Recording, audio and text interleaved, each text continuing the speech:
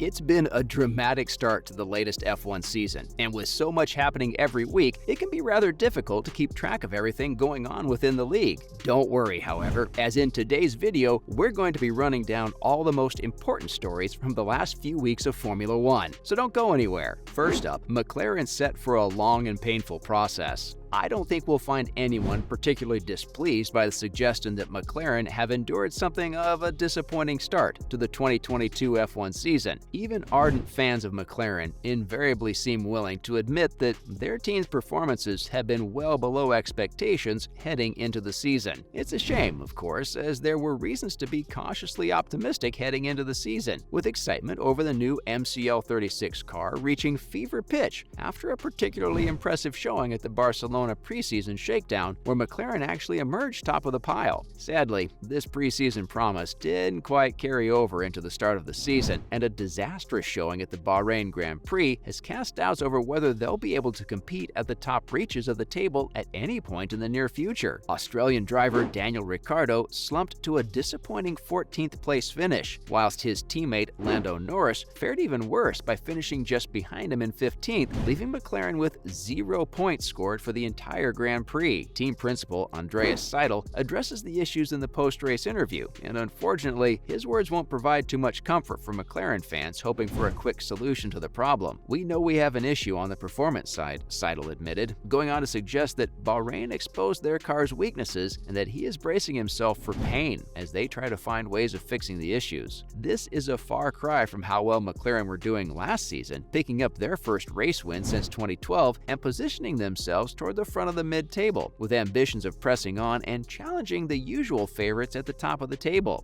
Now, however, the team finds themselves a long way off, with Norris, one of their own drivers, going as far as to clarify that we're not talking about a little bit of a lag in performance. This is a serious problem that has left them without a chance of competing at the top level. Norris teammate Ricciardo remains optimistic that the car has a good base and that it is merely a case of fine-tuning its performance until they find the combination of settings that allow the car to reach its full potential. In Norris' opinion, figuring out what the issue is the hardest part of this process, and once that is finally resolved, fixing the problem will prove rather simple by comparison. There's no telling how long it could actually take for McLaren to get themselves together, but Norris remains hopeful that it'll be sometime this season, and he still has faith that McLaren can go on to have a good season. Next, Mercedes drivers express frustration. Another team having a rather poor start to their season, though not quite to the dismal extent of McLaren, is Mercedes, who have seen their own issues continue into the recent practice sessions for the upcoming Australian Grand Prix. Lewis Hamilton, whose future as an F1 driver was in doubt for much of the off-season after the controversial manner in which the 2021 season ended, expressed his frustration over the way in which Mercedes had been unable to deal with the problems causing their stuttering start. Broadly speaking, the Mercedes car has been massively off the pace from its rivals, with the 7-time world champion finishing over a second behind Ferrari's Carlos Sainz in the first round of practice, before then tumbling to a 13th place finish in the second round, over a second and a half behind Sainz's teammate Charles Leclerc. Hamilton admitted that it had been a difficult session, expressing that seemingly nothing they do to the car has been able to improve its performance enough to solve Mercedes' issues, with the changes made between the first and second rounds of practice actually making the car worse, not better. Despite these frustrations and the belief that the Mercedes team have given him a tricky car, Hamilton remains optimistic that sooner rather than later, Mercedes will find their way back to the top, commenting that he and his teammate George Russell just have to drive with it. Speaking of Russell, he went on to echo Hamilton's frustrations after an equally awful performance on the 2 practice rounds, which saw him unable to reach the top 10 best times on both occasions. Apparently, various different setups have been attempted to try and resolve things, but so far there has been no luck, with Russell admitting that Mercedes are not in the position we'd like to be in, with multiple midfield cars consistently finishing ahead of them. All of this is, of course, coming as something of a rude awakening to the Mercedes team, who have likely grown quite accustomed to winning all of the time, given how dominant a force the team has been in F1 over the last few years. With every team having recently brought out a new car, and with McLaren serving as an example of what can happen if you get the design of a car completely wrong, Mercedes will be hopeful that they can quickly correct their course to avoid slipping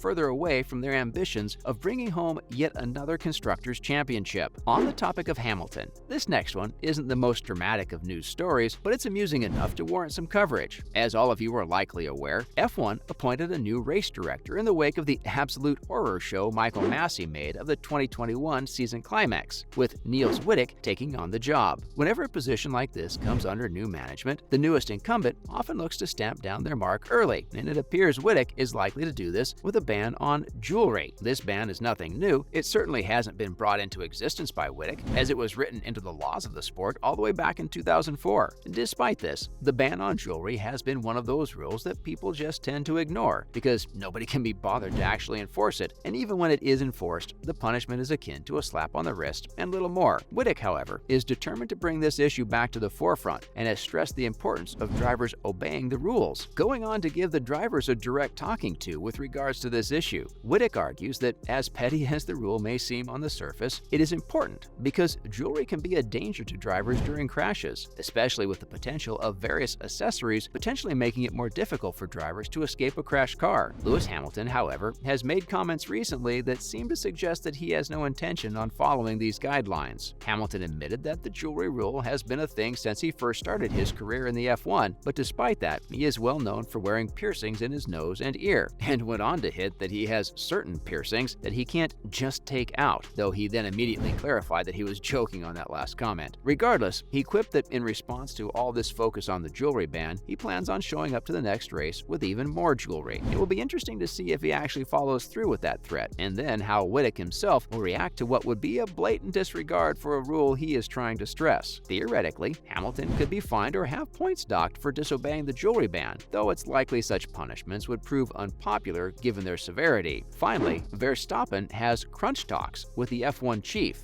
It's no secret that Formula One is desperately trying to expand the international reach of the league, with the 2022 season set to be the largest in the history of F1, with its record 23 tracks. And according to reports, F1 chiefs intend on pushing this expansion even further. It has already been confirmed that the 2023 season will see the introduction of a third American circuit, with the Las Vegas Grand Prix set to join the Miami and United States GPs. There are also reports that F1 is considering adding further circuits in Asia, along with a return to South Africa's Kilami track. Though all of this is well and good, someone who holds concerns over this rapid expansion is the reigning world champion Max Verstappen, who has pointed out that the Los Angeles GP represents yet another street track race added to the F1 calendar. Verstappen's primary issue with these street tracks is that they do not offer good overtake action due to the confined and congested dimensions of the circuits. F1 cars are not built for street racing, so adding in too many to the calendar could lead to issues. The Red Bull man has had discussions with F1 chief Stefano Domenicali with regards to all of this, though recently Domenicali has made the point that traditional circuits should no longer expect to retain their places in the F1 calendar merely by virtue of their historical pedigree. Monaco, Belgium, France, and Mexico are amongst these historic tracks whose deals with F1 expire at the end of 2022, so it will be interesting to see what the future holds for the F1 calendar. And that's everything. We'll see you soon.